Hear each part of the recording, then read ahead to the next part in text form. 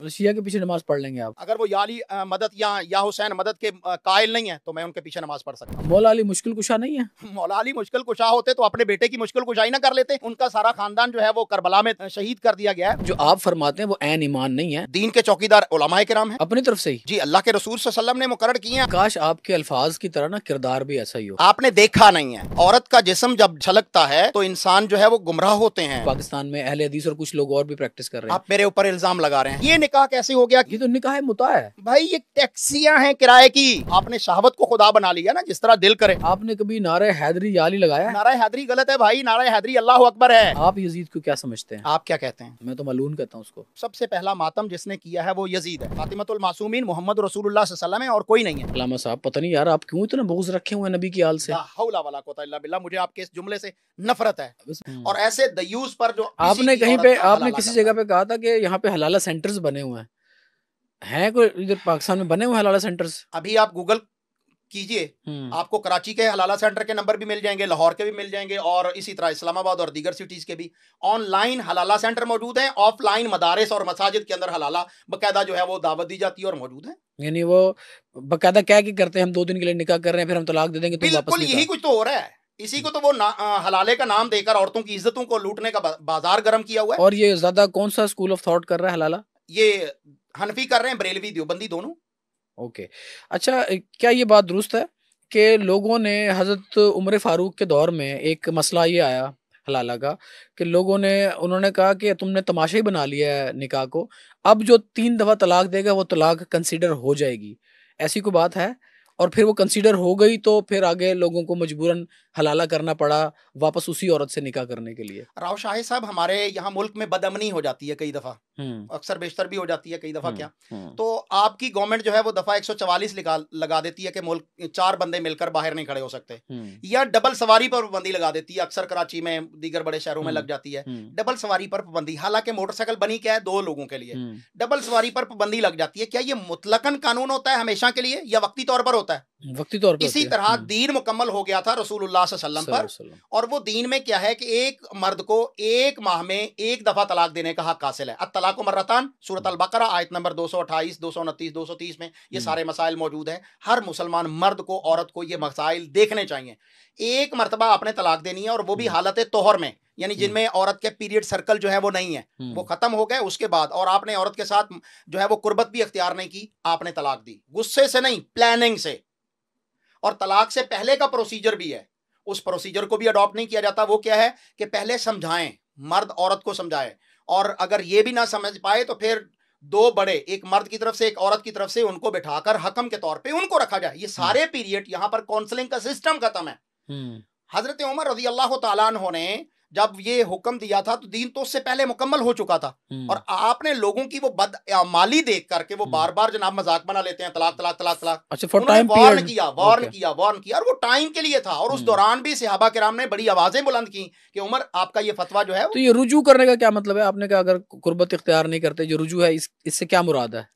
सही से रुजू ये है कि तलाक अगर किसी ने दे दी है अपनी बीवी को, तो वो उसके पास जो है वो 3 महीने का टाइम मौजूद है कि वो अपनी बीवी से रुजू कर ले कि मैंने वो तलाक जो दी थी उस पर मैं सुलह कर रहा हूँ। वो चाहे 2 बंदों के दरमियान बैठ के बात कर दे, चाहे वो अपनी बीवी के पास चला जाए और जाकर उसके साथ ताल्लुक कायम कर ले, उसका रुजू हो जाएगा।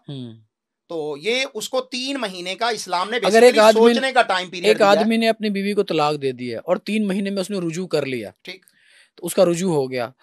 अब उसने 1 साल के बाद दोबारा तलाक दे दी, तो वो दूसरी तलाक जो देगा तो वो सेकंड तलाक कंसीडर होगी या पहली तलाक कंसीडर होगी? वो पहली तलाक हो चुकी है, अब उसने साल के बाद 2 साल के बाद जब भी कोई दोबारा तलाक दी है तो वो दूसरी तलाक कंसीडर होगी। ओके। अब भी उसके पास टाइम पीरियड उसी तरह 3 महीने का मौजूद है।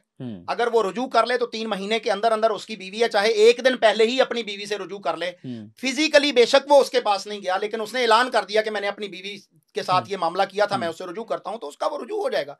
अब जब तीसरी मर्तबा वो शख्स अगर तलाक देता है तो उसके बाद उसके पास टाइम पीरियड नहीं है। वो जैसे ही तीसरी दफा तलाक देगा, साल बाद, 2 साल बाद, 2 महीने बाद, 1 महीने बाद, उसकी वो तलाक उसके ऊपर नाफिज हो जाएगी और वो बीवी उसके लिए हमेशा के लिए हराम हो जाएगी। ठीक हो गया। अच्छा, मैं कहीं पे सुन रहा था, आपने कहा कि ईरान के अंदर ज्यादा बच्चे हरामी हैं کیونکہ وہاں متا کثرت سے ہوتا ہے. مطلب اتنے سخت الفاظ کسی کے لیے استعمال کرنا ایک تو ویسے ہی غیر مناسب ہے. آپ کب گئے ایران اور آپ کو کب ملے وہ حرامی بچے؟ اچھا میں تو نہیں گیا، اس وقت تو گلوبل ولیج ہے دنیا، اس پر بہت سارے چینل جو ہیں ان کے ڈاکومنٹس موجود ہیں، ڈاکومنٹری موجود ہیں. میرے پاس وہاں کی شائلہ ہائری جو ایران کی ایک بڑی پرماننٹ آواز ہے، اس نے باقاعدہ اس موضوع کے اوپر کتاب بھی لکھی ہے، وہ کتاب بھی موجود ہے. اس نے خود آئی وٹنس کیا ہے کہ مختلف شہروں کے اندر وہاں پر لاکھوں بچے ہیں جن کا کوئی پرسنان حال نہیں ہے، کیونکہ باپ نے گیا، اس نے اپنی ضرورت پوری کی، عورت اس کے جانے بلا سے کہ کون ہے بچہ، ٹھیک ہے، اس نے آگے کیونکہ کسب کرنا ہے، کسی اور کے ساتھ جا کر اس نے ٹائم سپینڈ کرنا ہے، وہ بھی. تو وہاں پر بچوں کا ایک بڑا جو ہے وہ مسئلہ ہے کہ ان کے والد ان کو آن نہیں کرتے، ان کے خرچے، ان کے دیگر معاملات نہیں ہوتے. تو یہ وہاں کا ایک بہت بڑا، صرف ایران کا نہیں، عراق کا بھی یہ مسئلہ ہے. پتہ نہیں آپ کہہ رہے ہیں، میں تو کئی دفعہ ایران گیا ہوں، ایران کا سسٹم بہت آؤٹ کلاس ہے، خاص طور پہ بچوں کے معاملے میں. وہ اتنے کنسرنڈ ہیں اور اتنے سینسٹائز ہیں، یہ بالکل بہت بڑی تہمت ہے. میں یہ نہیں کہہ رہا کہ وہاں بچے اس طرح نہیں پیدا ہوئے ہوں گے، کوئی بچے ہو سکتا ہے کوئی ہوئے بھی ہوں، لیکن وہ بچوں کے معاملے میں اتنے سینسٹائز ہیں اور اتنے بہترین سسٹم میں ہیں ان کے بچے کہ آپ سوچ بھی نہیں سکتے. اچھا مجھے بتائیے، آپ ماشاءاللہ بڑی دفعہ ایران بھی اور عراق بھی تشریف لے گئے ہیں، وہاں پر متا ہوتا ہے کہ نہیں ہوتا؟ میں نے تو نہیں دیکھا اپنی آنکھوں سے. آپ کو یہ بھی نہیں پتا کہ وہاں متا ہوتا ہے؟ نہیں، میں تو بچوں کی بات کر رہا ہوں، میں بچوں کی بات کر رہا ہوں، میں ان کے سکولز میں گیا ہوں، میں ان کے یتیم خانوں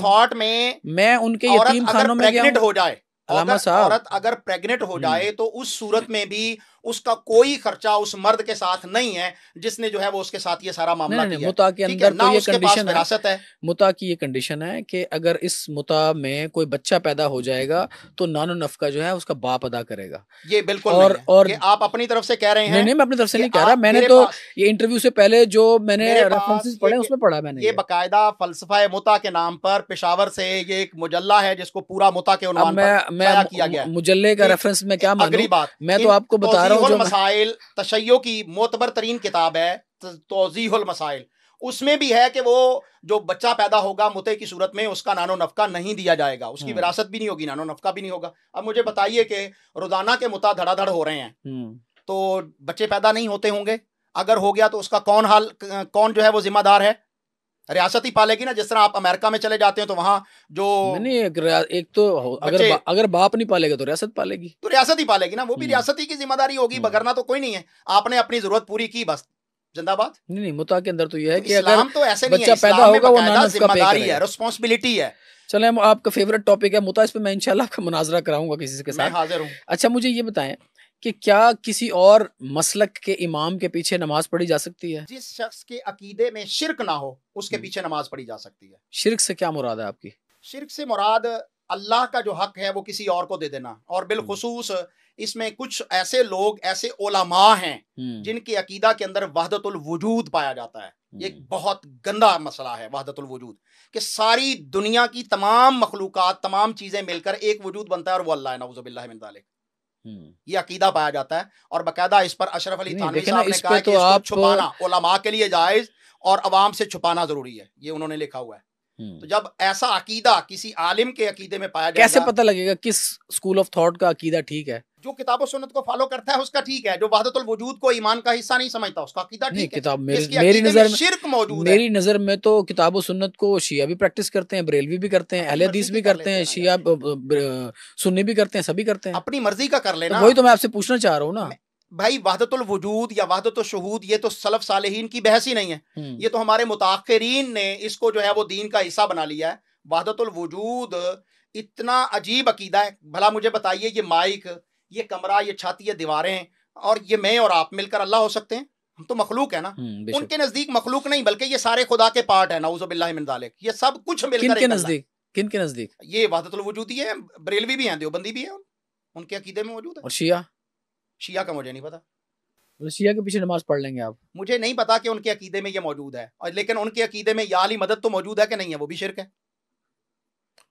اگر وہ یا علی مدد یا حسین مدد کے قائل نہیں ہے تو میں ان کے پیچھے نماز پڑھ سکتا ہوں. تو یا علی مدد کہنے کا مطلب نعوذ باللہ ان کو خدا بنانا ہے. ومن نصر الا من عند اللہ، اللہ کے علاوہ کوئی مدد ہی نہیں کر سکتا.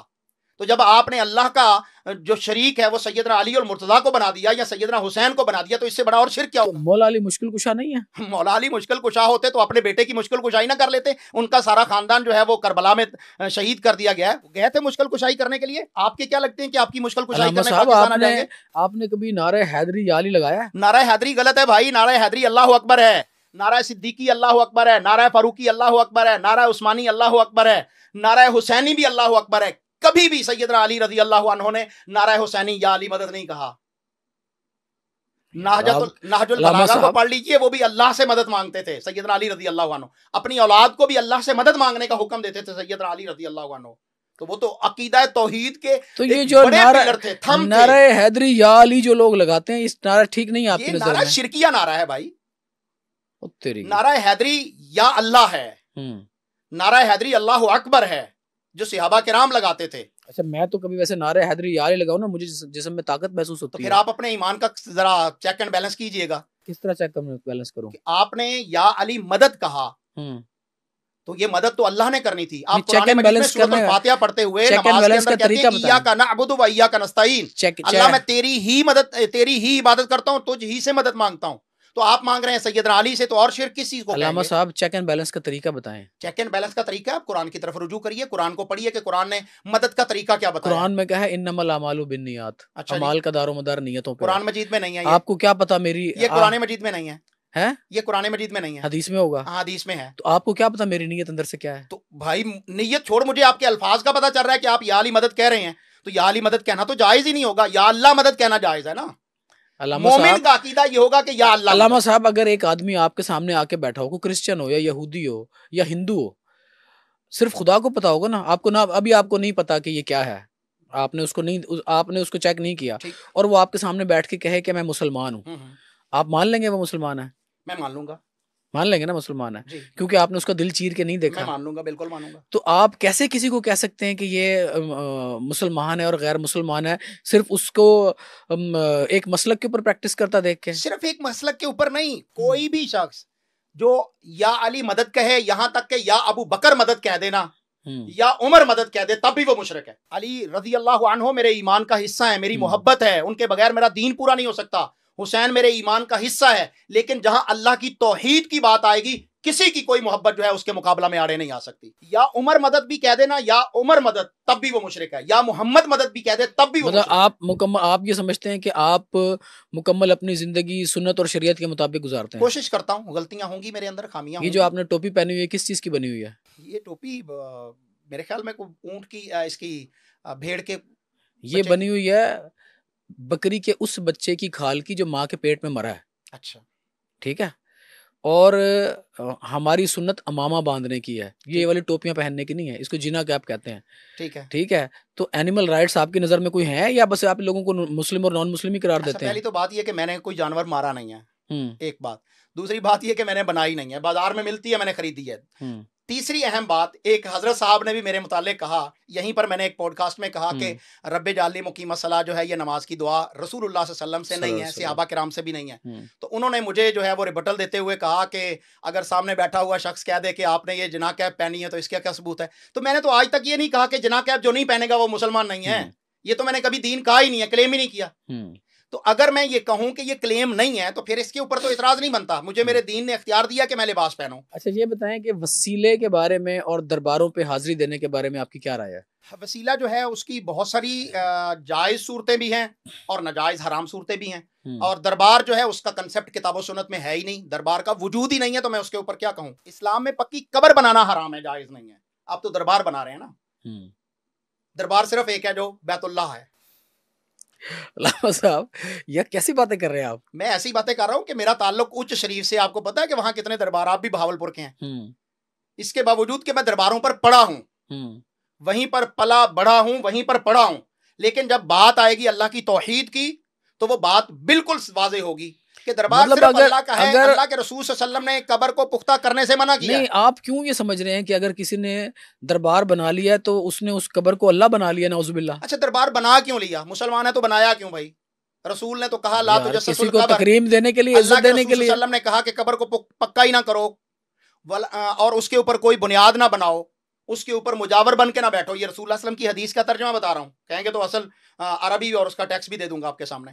اسلام میں کوئی ایک حدیث بھی, میں حالانکہ صحیح حدیث کو ماننے کا قائل ہوں, ضعیف حدیث بھی ایسی نہیں ہے کہ جس میں ہو کہ قبر کو پختہ کیا جائے. مزار بنانا تو بڑی دور کی بات ہے. اچھا آپ یہ بتائیں کہ حضرت امام حسین کو جنت کا سردار سمجھتے ہیں؟ بالکل میرا ایمان ہے. اللہ کے رسول صلی اللہ علیہ وسلم نے فرمایا, حسن کو بھی مانتا ہوں, حسین کو بھی مانتا ہوں کہ وہ جنتی نوجوانوں کے سردار ہوں گے. جنتی نوجوانوں کے سردار ہوں گے. تو کتنی جنتیں ہوں گی؟ جنتیں تو اللہ تعالیٰ نے 100 درجے اس کے بنائے ہیں. نہیں درجے تو کئی ہو سکتے ہیں. جنت تو ایک ہی ہے, ایک ہی ہے. جنت ایک ہی ہے. جنت کے سردار کون ہے؟ جنت کے نوجوانوں کے سوار سیدہ شباب اہل الجنہ الحسن والحسین.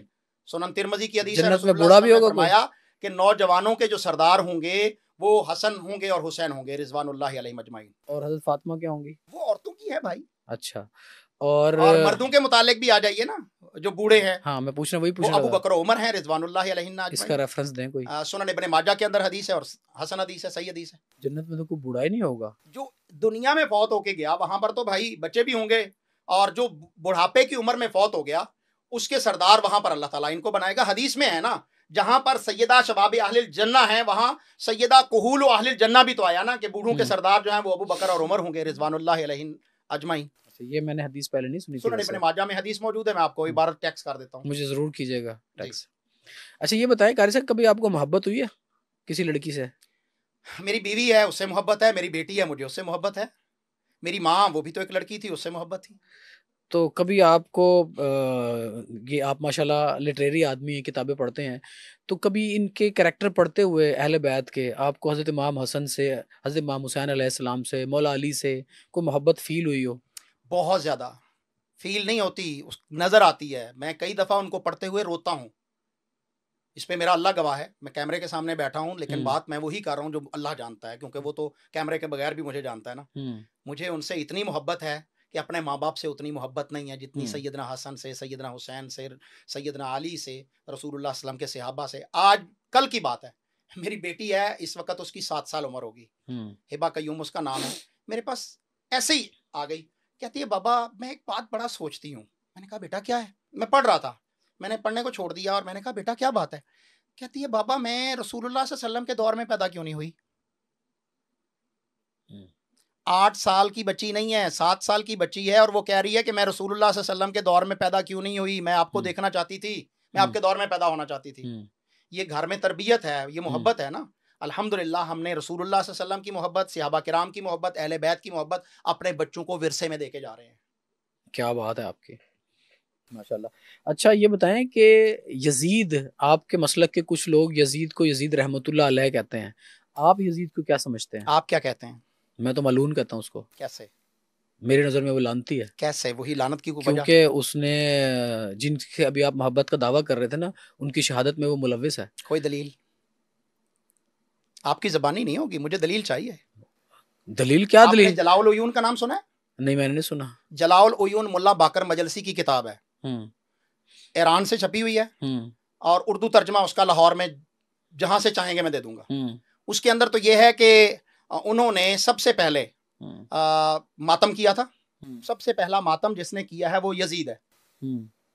اور کس چیز میں ماتم کیا تھا اس نے؟ جی یزید نے حسین رضی اللہ عنہ کی شہادت کی جب خبر ملتی ہے تو وہ اور اس کے گھر میں کوحرام مچ گیا, ماتم انہوں نے کیا. اگلی بات, انہوں نے وہ بندہ کہ جو سر لے کے آیا اس کو قتل کرنے کا حکم دیا ہے. یہ جلاء العیون ملا باقر مجلسی کی کتاب ہے. کون تھا ایسا بندہ جو بھی تھا ایکس وائی زی, جو بندہ حسین رضی اللہ عنہ کے قاتل کا سر اتارنے کا حکم دے دے, آپ اسے لعنتی کہہ سکتے ہیں بھائی؟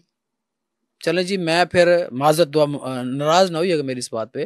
میری دعا ہے کہ روز محشر ایک طرف یزید کھڑا ہو, اس کے والد محترم کھڑے ہوں, اس کے دادا جان کھڑے ہوں, اس کی دادی کھڑی ہوں ہندا جنہوں نے کلیجہ چبایا حضرت امیر حمزہ کا. جھوٹ بول رہے ہیں. دوسری طرف کوئی دلیل نہیں ہے, دوسری طرف کھڑے ہوں, اس کی کوئی دلیل نہیں ہے کہ انہوں نے کلیجہ چبایا, یہ گپ شریف ہے. دوسری طرف کھڑے ہوں حضرت امام حسن علیہ السلام, حضرت امام حسین علیہ السلام, حضرت فاطمہ سلام اللہ علیہ, حضرت علی علیہ السلام, اور نبی پاک صلی اللہ علیہ وسلم.